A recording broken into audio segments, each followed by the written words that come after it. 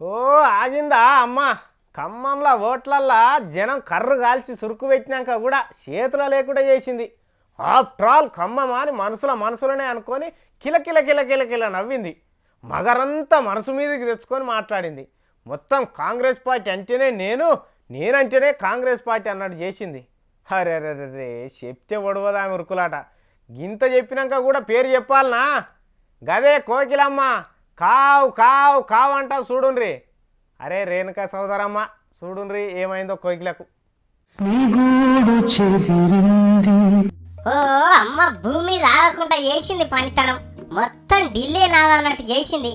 ఉయ్యాల ఇటుకి అటుకి ఏడికెళ్ళు కూడా సురువు చేసిందో ఆడికే వచ్చినట్టు అధికార ప్రతినిధి పోస్ట్ ఇయ్యంగానే ఇటుగింది అటుగింది, ఏది నోటికొస్తే అదే మాట్లాడింది ఇంగ్లీష్ టీవోళ్ళతోని. ఇంకా అందులో కామెడీ నవ్వులు కూడా.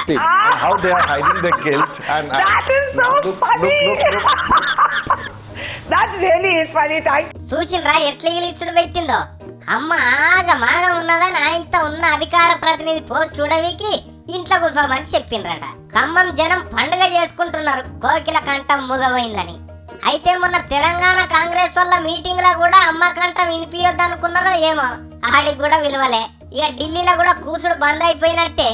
కానీ ఉన్నప్పుడు ఉరుకులాడొద్దు అని బాగా ఇరుకైంది కదా ఈమె ముచ్చట్ల.